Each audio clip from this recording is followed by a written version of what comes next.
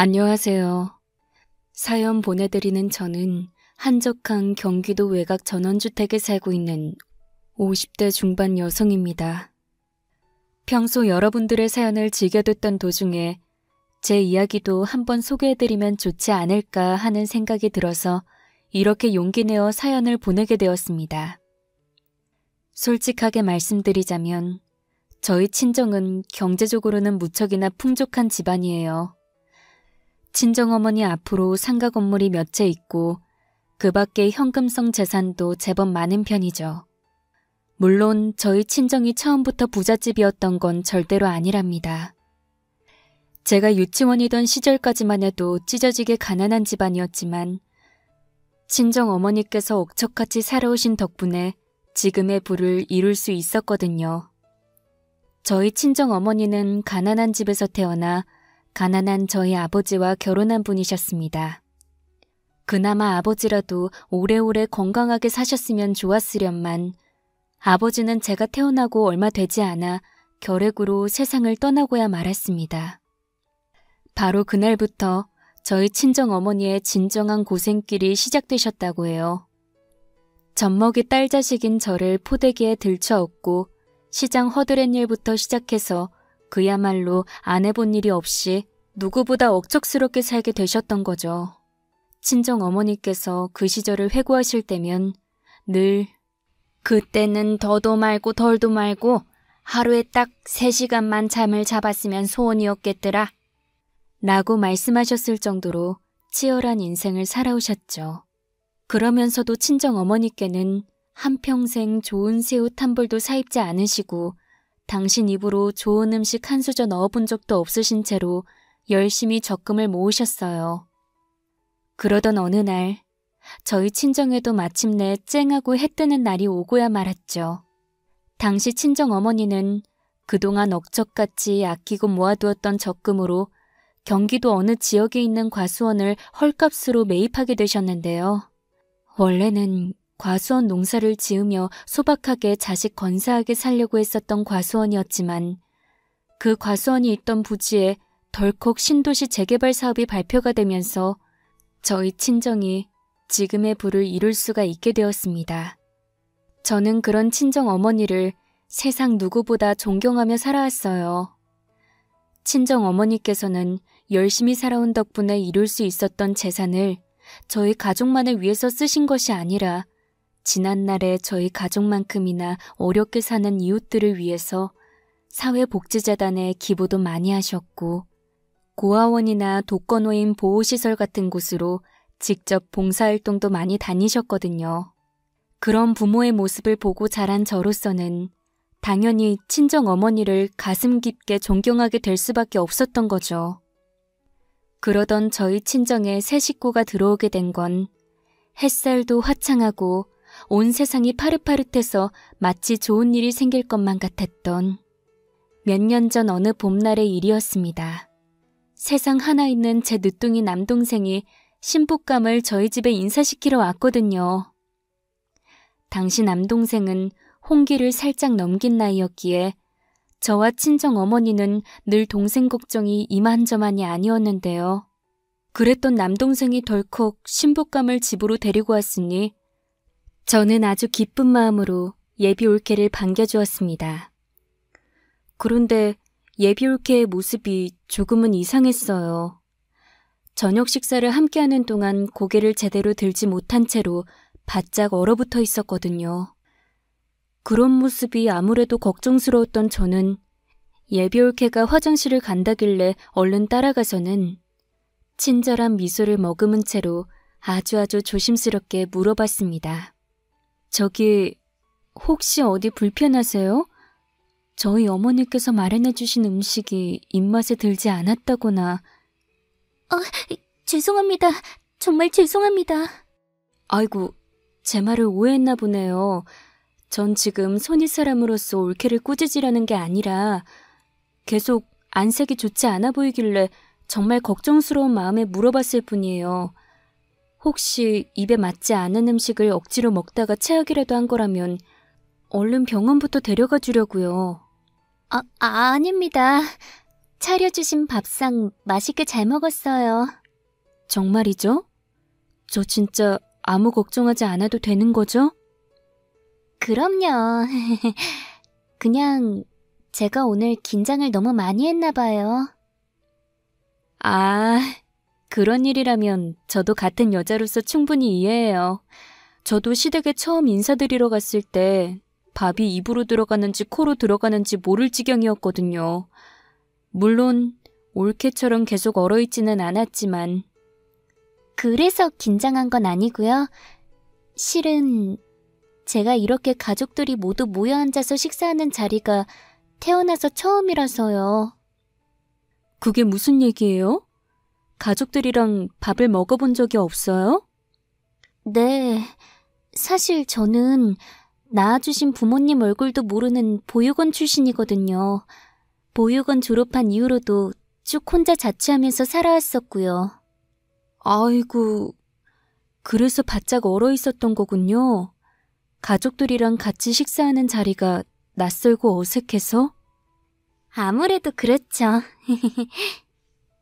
근데 왜 그런 얘기를 솔직하게 안 했어요?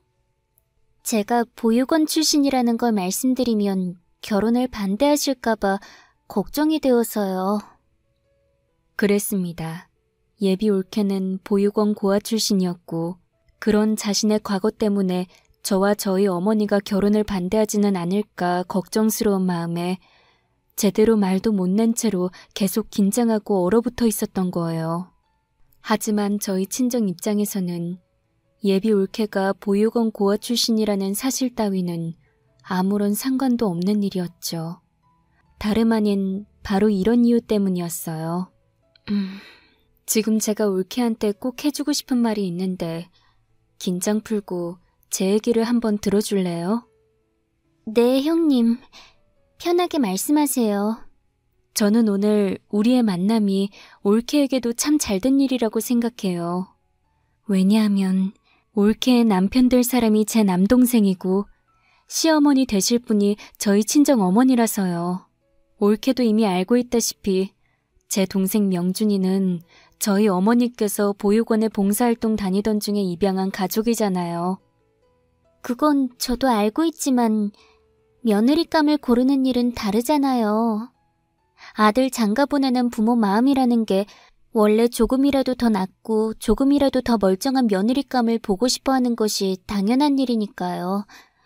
만약 제가 엄마가 돼서 아들을 장가 보낸다고 해도 마찬가지고요.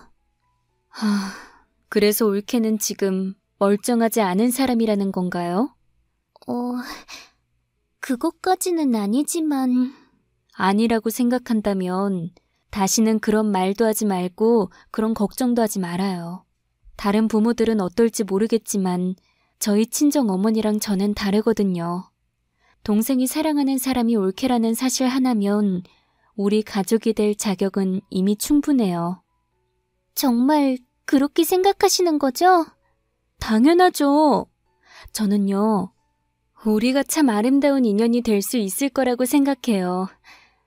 보육원 출신이라는 같은 상처를 가진 남녀가 만나서 평생 서로의 상처를 감싸 안을 부부의 연을 맺게 되었고 저와 저희 시어머니는 둘의 사랑을 편견 없이 응원해 줄 수 있는 사람들이거든요. 그렇게 말하며 저는 예비올케의 손을 꼭 잡아주었고 예비올케는 마침내 굵은 눈물방울을 뚝뚝 흘리며 저에게 연신 고맙다고 말했어요. 올케와 저희 친정이 비로소 가족의 연을 맺게 된 순간이었죠. 물론 올케와 맞닥뜨리는 나날들이 무조건 마냥 행복하고 평화로운 것만은 아니었어요. 어린 나이에 저희 집으로 입양되어 곱게 잘 자란 제 남동생과는 다르게 올케는 성인이 될 때까지 보육원에서 자랐기 때문인지 가족을 대하는 방법이 많이 서툴렀거든요. 특히나 문제가 되었던 건 올케가 손윗사람인 저와 친정 어머니께 이따금씩 버르장머리 없는 언행을 보였다는 점이었어요. 대표적으로 이런 일이 있었죠. 어머니, 저번에 보내주셨던 김치가 맛이 없어요. 어디는 짜고 어디는 싱겁고 아무래도 양념이 잘 버무러지지 않은 것 같더라고요. 뭐라고? 너 지금 시어머니한테 음식 타박하는 거니? 당연하죠. 그리고요, 김치에 제발 굴 좀 넣지 말아주세요. 저 해산물 진짜 싫어하거든요. 아, 그래서 김치를 다시 해서 보내달라고? 왜 한숨을 쉬고 그러세요? 해주기 싫으면 싫다고 그냥 솔직하게 말씀하시지. 너 말하는 태도가 너무 황당스러워서 한숨이 자동으로 나온 거야. 세상 천지 너처럼 시어머니를 대하는 사람이 어딨니? 며느리도 딸이라는 말이 있잖아요. 원래 딸들은 엄마한테 이런 투정도 좀 부리고 그러는 거예요. 그건 시어머니랑 며느리가 서로 가깝게 잘 지내면 좋다는 말 뜻이지. 지금 너처럼 예의에 어긋나게 행동해도 된다는 뜻이 아니란다. 아, 그렇구나. 그럼 제가 실수한 거네요. 다음부터는 안 그럴게요. 그래. 지금이야 몰라서 그랬다 치고 넘어가지만 다른 어른들한테는 절대로 그러지 말어. 네가 그렇게 행동을 하면 엉뚱한 나범이 아내 대신 욕을 먹고 다니게 되는 법이니까. 또 어느 날에는 올케가 저한테 이런 예의에 어긋나는 행동을 보인 적도 있어요. 그게 정말이에요? 그렇다니까. 그땐 어찌나 당황스럽던지. 재밌다, 재밌어. 아무튼 형님이랑 수다 떨면 시간이 가는 줄 모르겠다니까요. 형님이 말씀을 워낙 재미나게 하시잖아요. 내가 그렇게 얘기를 재밌게 하는 편이야? 당연하죠. 주접을 떨어가면서 얘기를 얼마나 맛깔나게 잘하시는데요. 주접이라고? 올케 지금 혹시 말을 잘못한 거 아니야? 유머러스하다는 말을 하고 싶었던 걸 주접이라고 말이 헛나왔다거나. 왜요? 주접이라는 말 이상해요? 저희 친구들 사이에서는 그런 말 자주 쓰는데. 아휴, 그건 친구들끼리나 쓰는 얘기지. 그치만 난 엄연히 올케의 손윗사람이잖아. 어머, 형님 사랑 그렇게 안 받는데 혹시 지금 저한테 군기 잡으시려는 거? 군기를 잡으려는 게 아니라 형님 올케 사이로서 최소한의 예의 범절은 갖추어 달라는 얘기야. 손윗사람한테 주접 어쩌고 운운하는 건 분명 예의에 어긋나는 행동이고, 더더욱이 문제였던 건 올케가 한평생 가난하게만 살아왔기 때문인지 돈에 대한 관념이 별로 없더라고요. 신용카드를 긁으면 긁는 대로 결제가 되니까 펑펑 써제낄 줄만 알지, 할부대금이랑 이자가 어떻게 팍팍 쌓여가는지에 대한 관념 자체가 없었다고나 할까요? 그러한 행동을 보다 못한 저는 결국 손윗사람으로서 올케를 크게 꾸짖게 되고야 말았어요. 지난주에 우리 엄마 카드로 몇백 긁었다면서? 아, 그거요? 백화점 명품관에서 가방 하나 샀어요. 이번에 신상품이 싸고 예쁘게 잘 나왔더라고요. 올케 지금 제정신이야? 그러는 형님이야말로 왜 갑자기 화를 내고 그러세요? 제가 무슨 없는 돈을 쓰는 것도 아니고 있는 돈을 쓴 것뿐인데요? 그 카드는 우리 엄마가 비상금으로 쓰라면서 올케한테 맡겨둔 거잖아. 그럼 정말 돈이 필요할 때 비상금으로만 써야지. 명품 사치 부리는 데 쓰는 게 말이나 되느냐고. 더군다나 내 동생이 가져다주는 생활비는 대체 어쩌고. 허구한 날 울엄마 카드로 사치를 부리고 다녀? 남편이 준 생활비는 진즉에 다 썼으니까 어머님이 주신 카드를 쓴 거죠. 근데 그게 이렇게 화를 낼 일인가요? 어머님은 돈 많으시잖아요. 아무리 돈이 많아도 우리 엄마 재산이 무한한 것까지는 아니야. 올케처럼 이렇게 겁없이 카드를 막 긁고 다니면 까딱했다가는 우리 집안 자체가 쫄딱 망하는 수가 있다고. 에이, 형님은 늘 그게 문제라니까요. 걱정이 너무 많은 거. 뭐가 어쩌고 어째? 내가 지금 괜한 걱정을 하고 있는 거라고? 당연하죠. 형님은 부자는 망해도 3대는 간다는 말도 모르세요? 심지어 아끼면 똥 된다는 말도 있고요. 어머님 돌아가실 때 재산까지 싹 챙겨서 하늘나라 가실 것도 아닌데 며느리인 제가 어머님 재산으로 호사 좀 누리는 게 이렇게 꾸지람까지 당할 일이냐고요?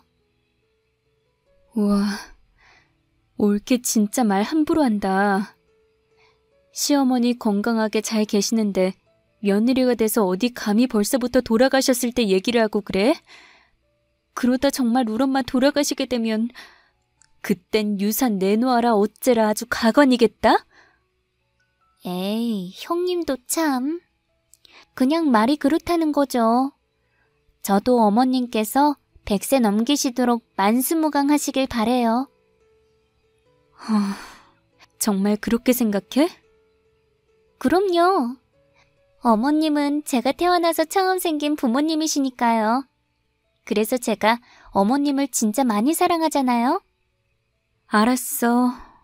진짜 그렇게 생각한다면 지금 내가 하는 말 잘 새겨들어.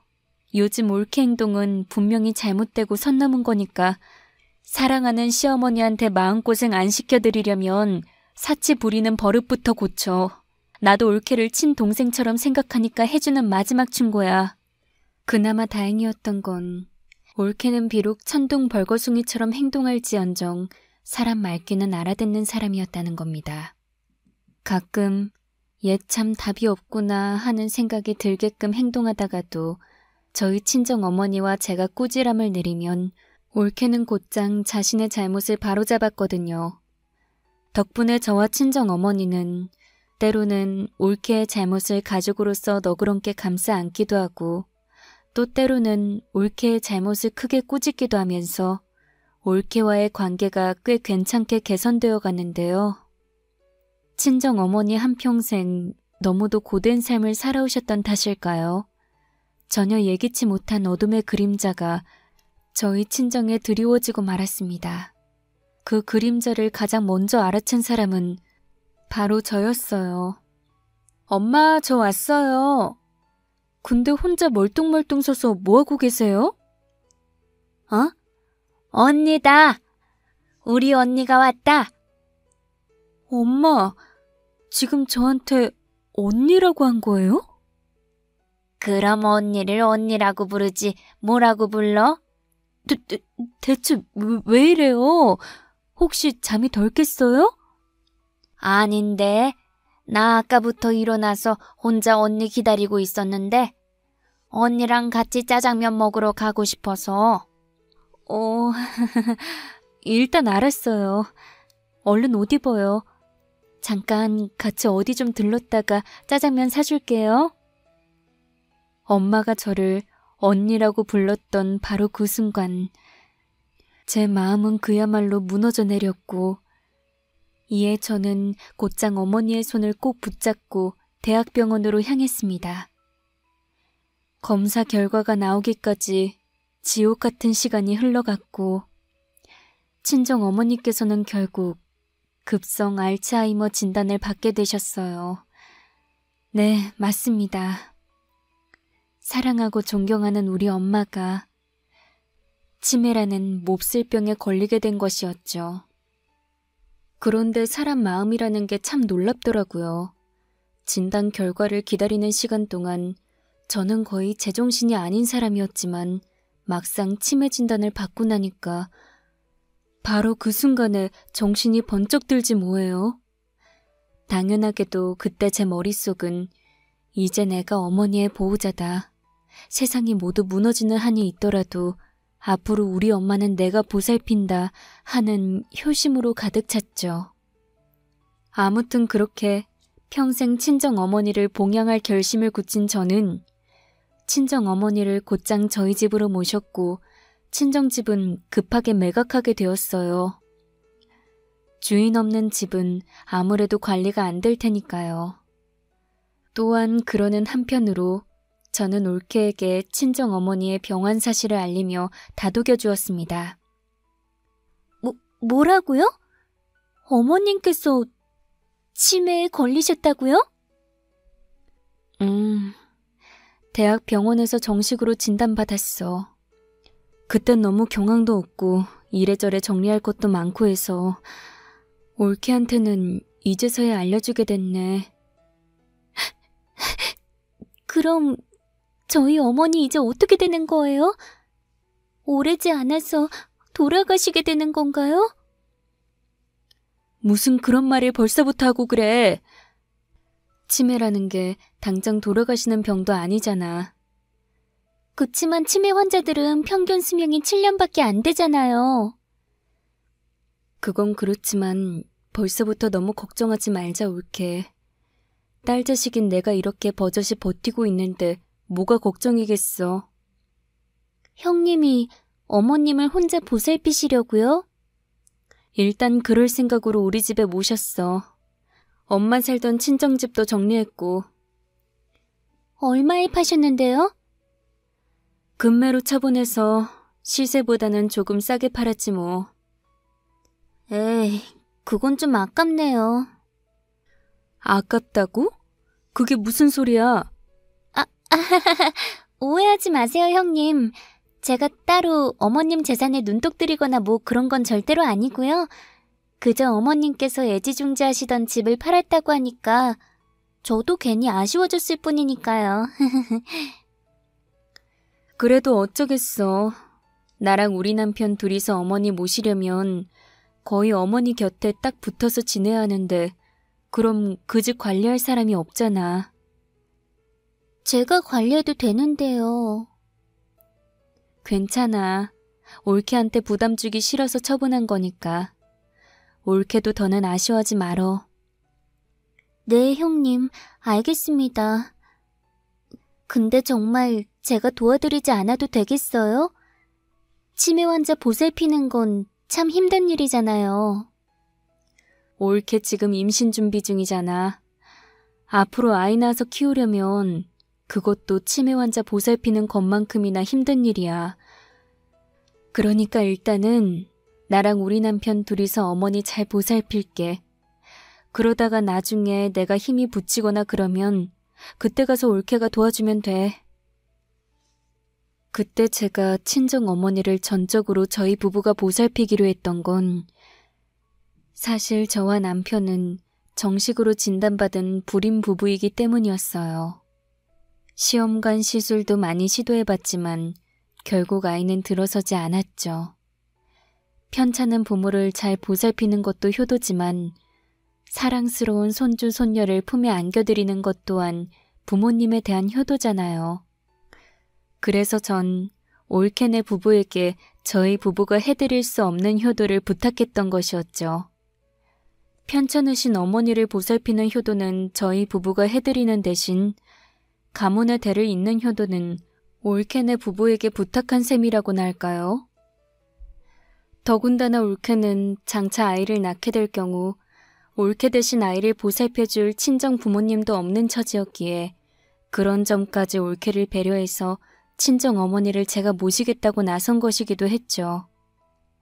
물론 여러분들께서도 잘 알고 계시다시피 치매 환자를 돌보는 일은 참 어렵더라고요.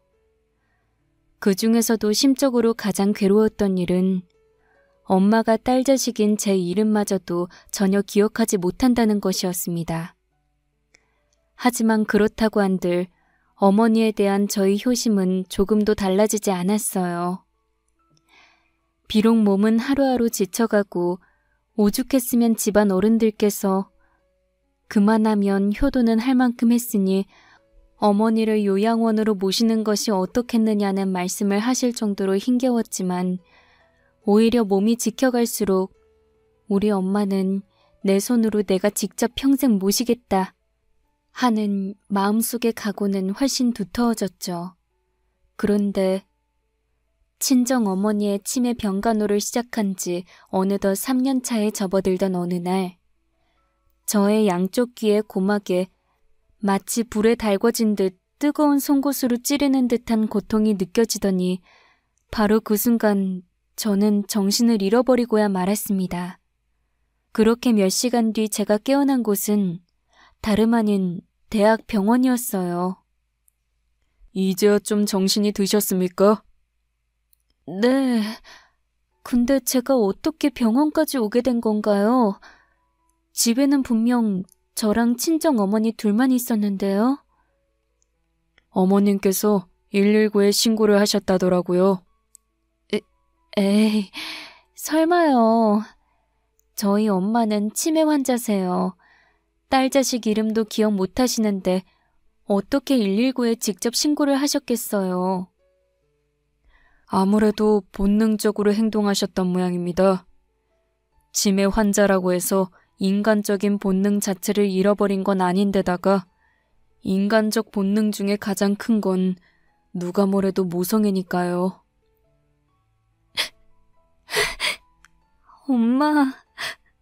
엄마. 일단 진정하시고요. 의식을 잃으실 때 상태가 어떠셨나요?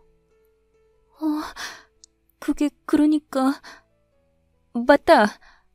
누가 제 귀를 뜨거운 송곳으로 찌르는 것 같은 고통이 한순간에 확 느껴졌어요.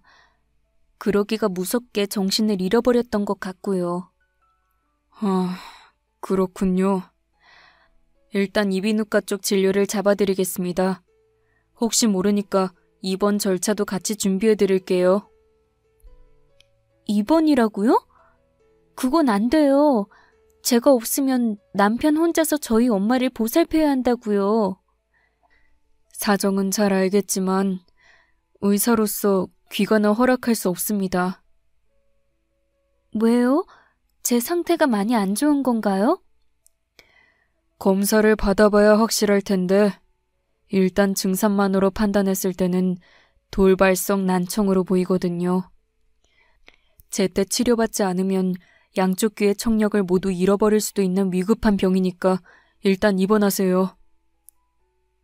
그렇게 전 졸지에 입원하는 신세가 되었고 정말로 돌발성 난청이라는 질병을 진단받게 되었어요.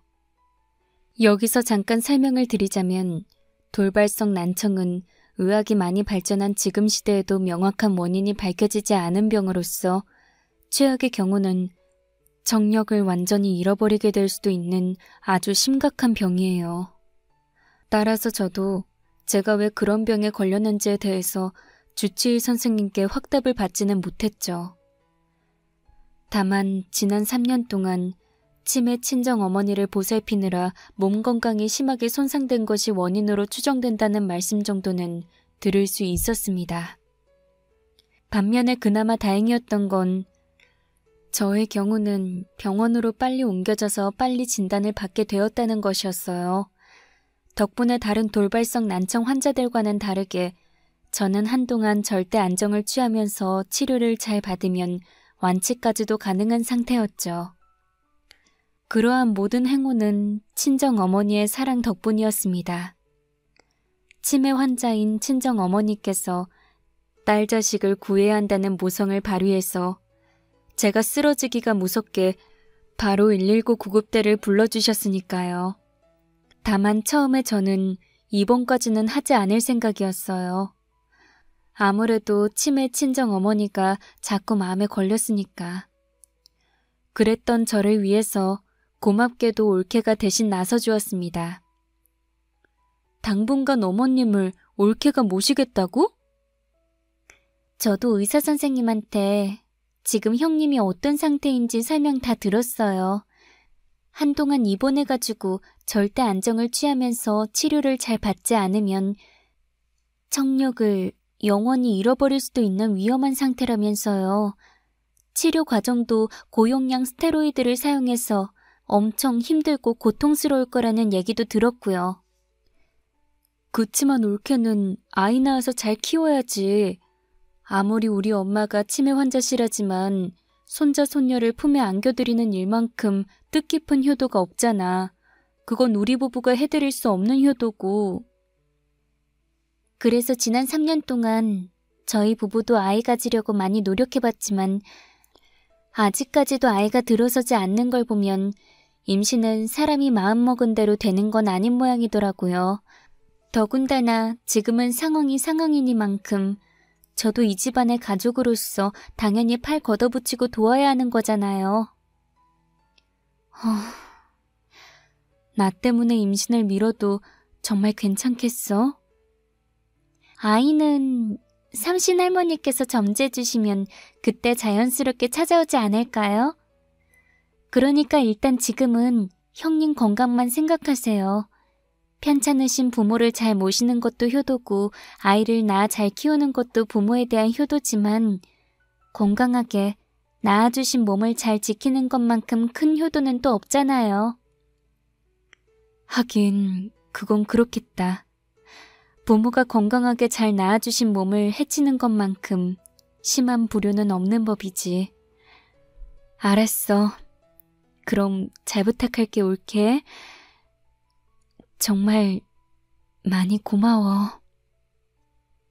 저와 저의 친정 어머니를 생각하는 올케의 마음이 어찌나 고맙고 감동스럽던지. 그렇게 저는 투병 생활을 시작하게 되었고 친정 어머니는 올케와 남동생이 집으로 모셔가게 되었는데요. 그로부터 몇 달 뒤 다행히 치료가 잘 된 덕분에 제가 아무런 청력 상실도 없이 일상생활로 복귀하려던 그 무렵 저는 어느 지방 산골 요양원에서 숙식하며 청소일을 하던 친구로부터 아주 뜻밖의 전화 한 통을 받게 되고야 말았습니다. 너희 어머니 치매 걸리셨다고 했지? 진단 받은 지 벌써 몇 년 지났어. 치매 걸린 부모님 모시기가 그렇게 힘들디? 아무리 힘들다고 해도 어머니한테 이러면 안 되는 거잖아. 지금 무슨 소리를 하는 거야? 내가 우리 엄마한테 얼마나 지극정성이었는데 돌발성 난청만 걸리지 않았으면 지금도 내가 직접 잘 모시면서 살고 있을 거라고. 거짓말 치지 마. 넌 내 친구로서 실격이야. 너 자꾸 대체 무슨 소리를 하는 거야? 무슨 일 때문에 이러는 건지 설명부터 똑바로 해. 내가 근무하는 요양원이 어떤 곳인지 알아? 부모 포기한 불효자들이 산골짜기에다가 모셔다 놓고 거들떠도 안 보는 곳이라면서. 맞아. 여기 계시는 어머님, 아버님들 사실상 자식들한테 버림받은 분들이셔. 근데 네가 어떻게 이런 곳에 어머님을 모셔다 놓을 수가 있냐고. 얘라 이 천하의 불효자 같은 놈아.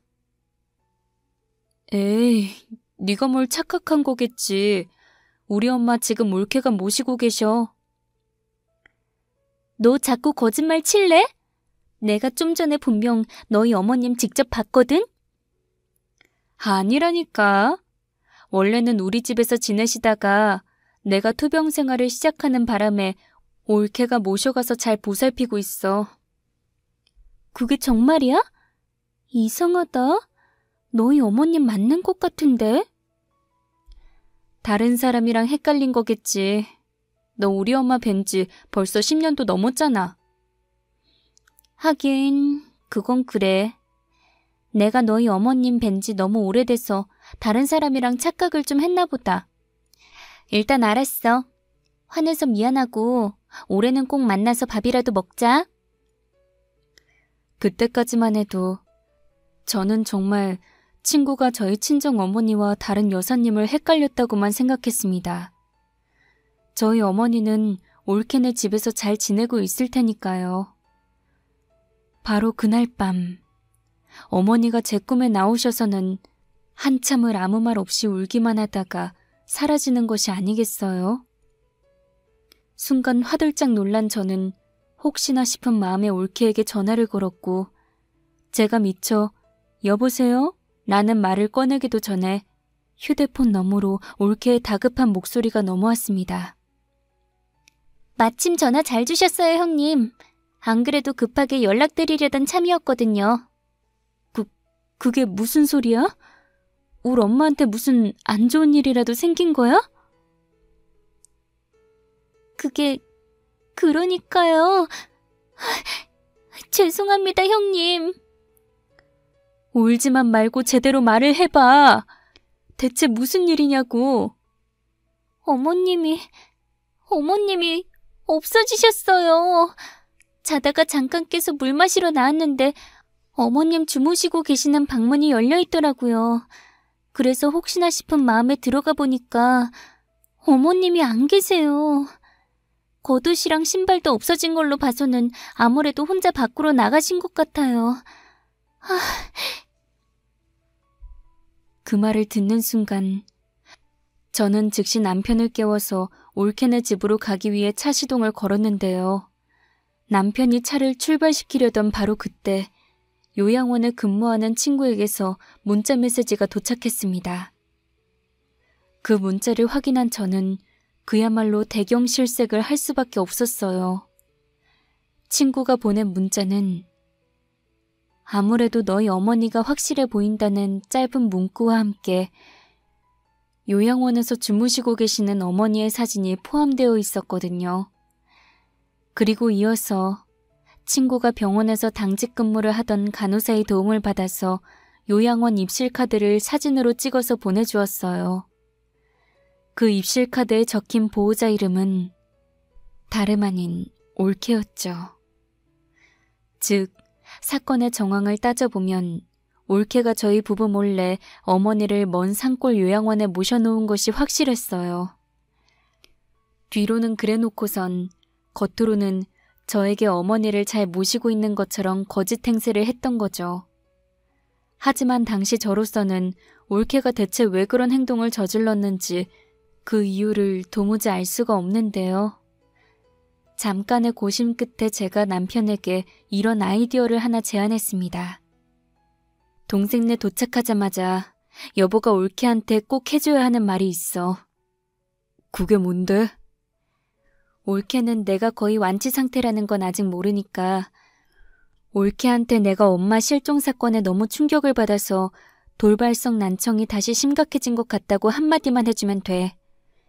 여보가 그렇게 말해주면 난 올케 옆에 딱 붙어서 아무런 소리도 듣지 못하는 것처럼 행동할게. 그러니까 지금 당신 생각은 직접 첩보원 노릇을 하겠다는 거야? 맞아.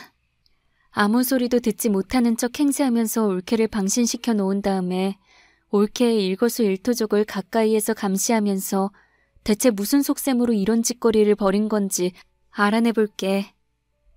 정말 괜찮겠어? 그러다 들키기라도 하면 어쩌려고? 사랑하는 엄마를 위한 일이라면 난 어떤 위험도 감수할 마음의 준비가 돼 있어. 알았어. 그거 말고 더 도와줄 일은 없어? 장모님 곁을 지키고 있어달라거나. 일단은 우리가 아무것도 모르는 것처럼 행동하는 게 중요해. 그래야 올케가 완전히 방심할 수 있을 테니까. 일단 우리 엄마는 친구한테 얘기해서 당분간 잘 돌봐달라고 부탁해두면 되고, 걔가 어릴 때 편찮으신 할머니 모시면서 살던 애라서 우리 엄마도 잘 보살피고 있어줄 테니까 걱정 마. 그렇게 저희 부부는 올케의 꽁꽁이를 파헤치기 위한 작전 준비를 완료한 채로 올케네 집으로 도착했고, 저희 남편은 올케에게 제가 충격으로 돌발성 난청이 재발해 아무 소리도 듣지 못한다고 말했습니다. 그랬더니 올케는 제 남편에게 자기가 경찰에 어머님의 실종 신고를 이미 해두었고 앞으로도 어머님 찾는 일은 자신이 전담하겠다고 말하더라고요. 그러면서 올케가 형님은 지금 편찮으시니까 제가 대신해드리는 거예요. 라면서 생색을 내는데 그 가증스러운 미소가 어찌나 꼴같지 않던지 하마터면 전 그런 올케의 면전에다 대고 버럭 소리를 지를 뻔했어요. 다행히도 부글부글 끓는 속을 잘 참아낸 덕분에 올케는 제가 정말 병이 도져서 아무런 소리도 듣지 못하는 상태라도 믿게 되어버린 눈치였으니 그나마 다행이었다고나 할까요? 아무튼 바로 이튿날부터 저의 작전은 본격적으로 시작되었습니다.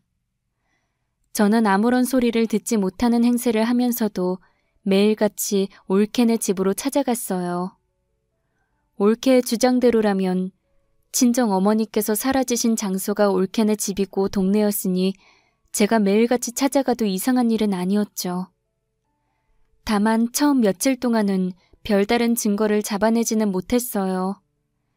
올케는 비록 제가 아무런 소리도 듣지 못하는 상태라고 완전히 믿고 있기는 했지만 그렇다고 해서 제 눈까지 보이지 않는 것은 아니었으니까요.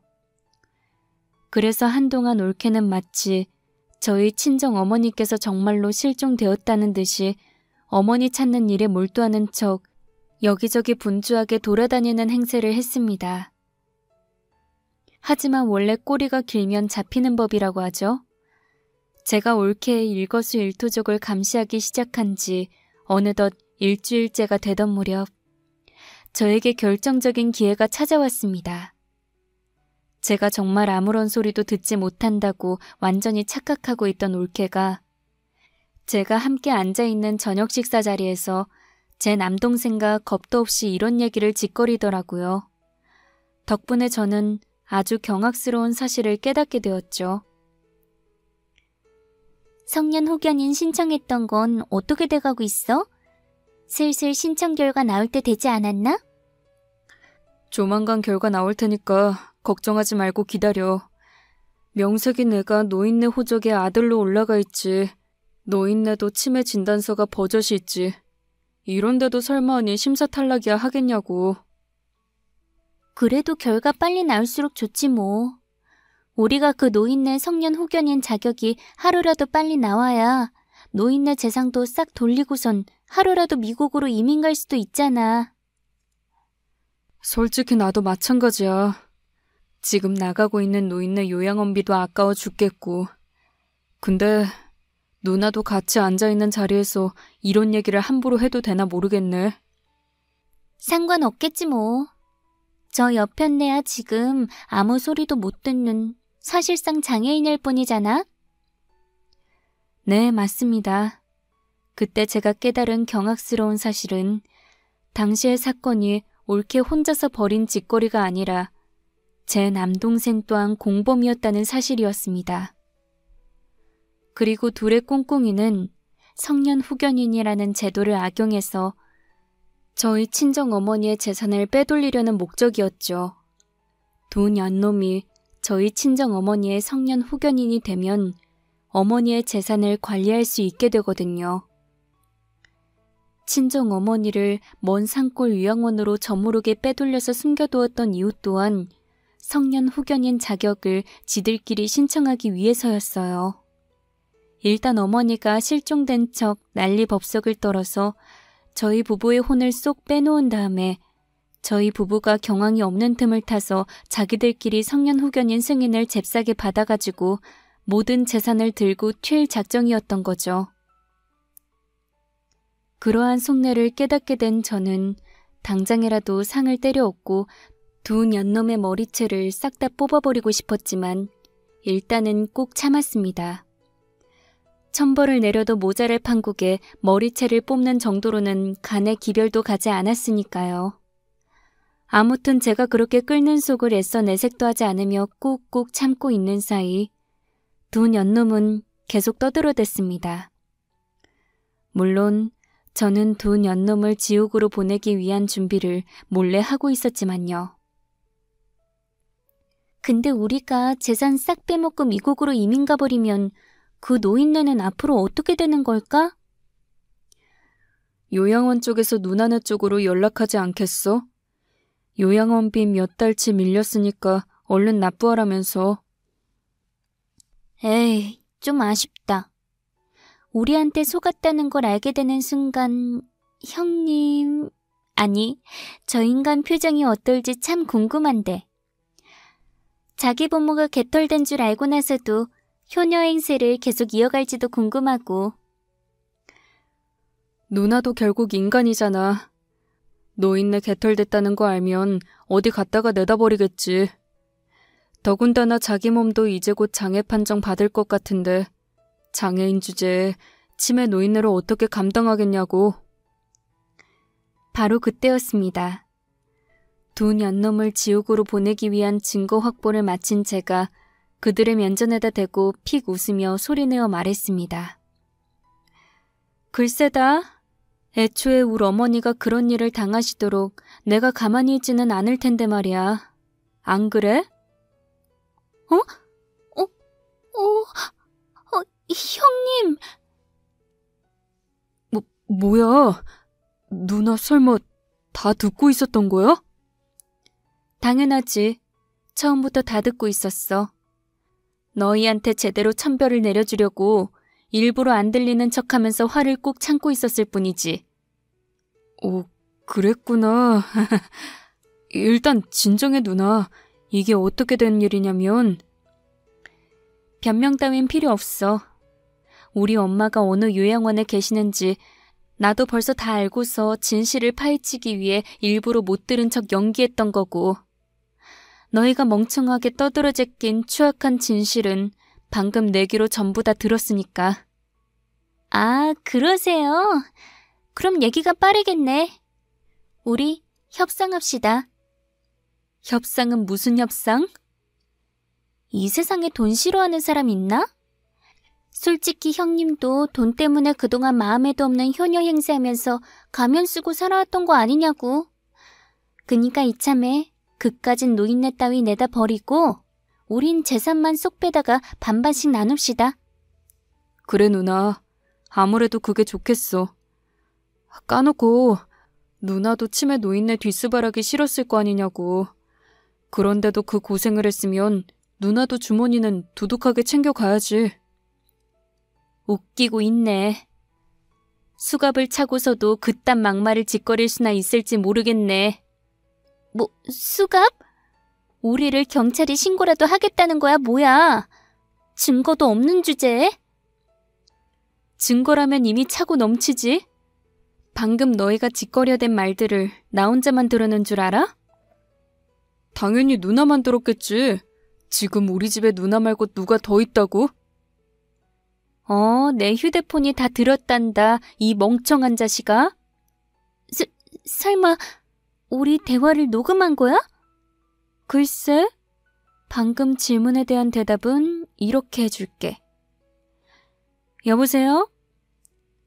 여보는 안 돼. 방금 카톡으로 녹음 파일 보냈거든? 그거 가지고 당장 경찰서로 뛰어가. 제가 남편에게 전화로 그렇게 말하는 순간 절박해진 남동생은 한 번만 봐달라며 제 바지가랑이를 붙잡았고, 올케는 자신의 인생이 완전 쫑나게 생겼다는 걸 깨달았던 모양인지 그 자리에서 개거품을 물고 쓰러졌습니다. 그러자 남동생은 올케를 들쳐업고 병원을 향해 냅다 내달리기 시작했는데요. 올케가 개거품을 물고 쓰러져준 덕분에 저에게는 또 한 번의 절호의 기회가 찾아왔습니다. 저는 지난 일주일 동안 귀가 안 들리는 척 행세하면서 올케의 일거수일투족을 감시하면서 올케가 안방 옷장에 어떤 서류 봉투들을 넣어두는 것을 은근슬쩍 목격했던 적이 있었어요. 그때 당시에는 그것이 어떤 서류인지 짐작조차 하지 못했었고, 더욱이 올케가 집에 있었던 탓에 섣불리 꺼내볼 염두도 내지 못했었지만 이제는 상황이 달라졌죠. 두 사람이 병원에 가느라 집에는 저 혼자 남아있었으니까요.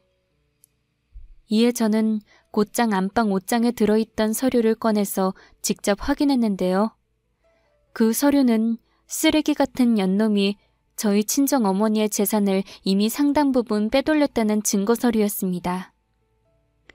다만 그 서류들의 서명란에는 친정어머니의 도장이 아닌 이름 석자를 한글로 또박또박 적은 서명이 적혀 있었는데요. 저는 그 서명이 친정어머니께서 하신 것이 아니라는 사실을 한눈에 알아볼 수 있었습니다.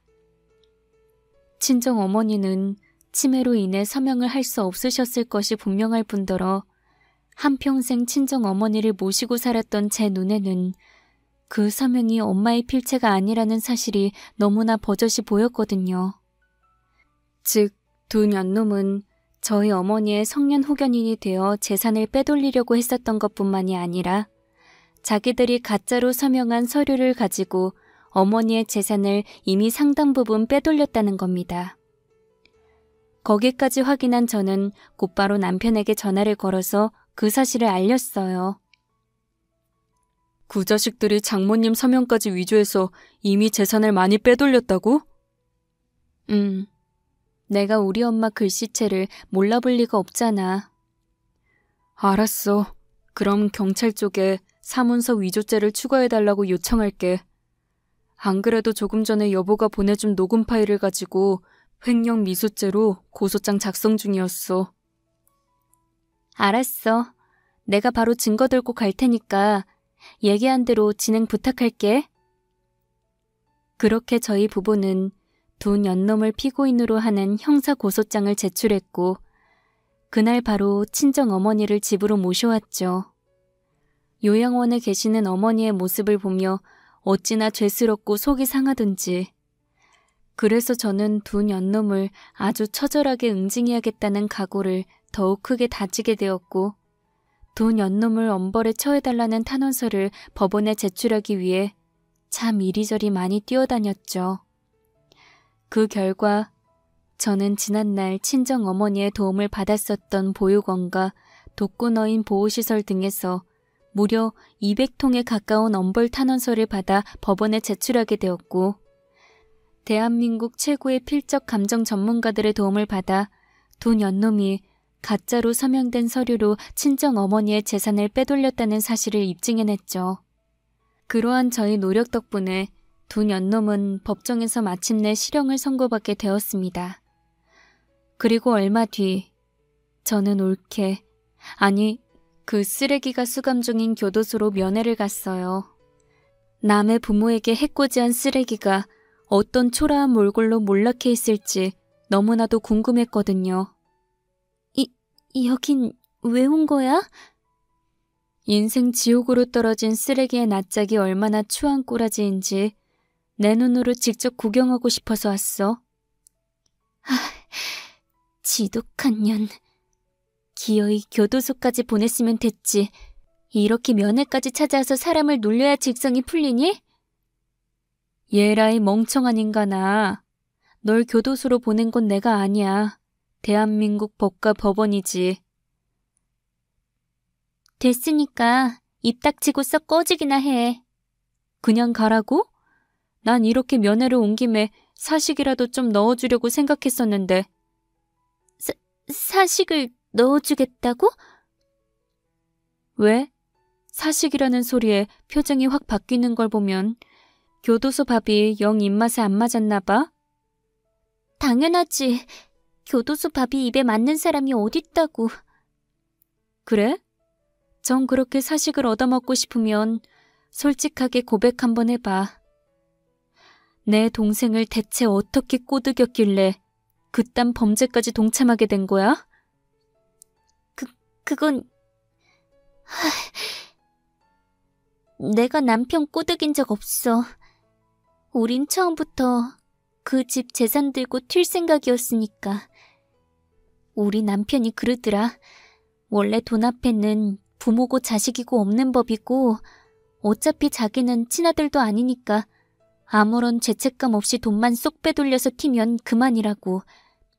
그렇게 우리 둘이 미국 가서 평생 호의호식하면서 행복하게 지내자고. 둘이 쌍으로 쓰레기라는 건 알았지만 이 정도일 줄이야. 교도소 밥이 아깝다, 아까워. 시끄럽고 솔직하게 얘기했으니까 가는 길에 사식 꼭 넣어줘. 나 진짜 교도소 밥 못 먹겠단 말이야. 사식이라. 그거라면 지금 당장 줄 수도 있지. 얘라이 이거나 처먹어라, 이 개만도 못한 쓰레기야. 그렇게 전 사식 대신 그년에게 주먹감자를 한 방 제대로 날려주며 유유히 자리를 떴고 혹시라도 사식을 얻어먹을까 기대했던 그녀는 크나큰 실망을 주체하지 못해 꼴사납게 울부짖더라고요. 그러거나 말거나 저는 거들떠도 보지 않았지만요. 물론 두 연놈을 향한 저의 참교육은 아직 한 방 크게 남았답니다. 두 연놈이 교도소에서 출소하는 즉시 제가 친정어머니의 진정한 성견 후견인의 자격으로서 두 연놈에게 민사소송을 걸어서 피해본 금액을 포함한 정신적 피해 보상까지 단 10원 한 장도 빼놓지 않고 아주 철저하게 받아낼 작정이거든요. 그렇게 받아낸 돈은 친정어머니의 이름으로 전액 사회에 기부할 예정이고요.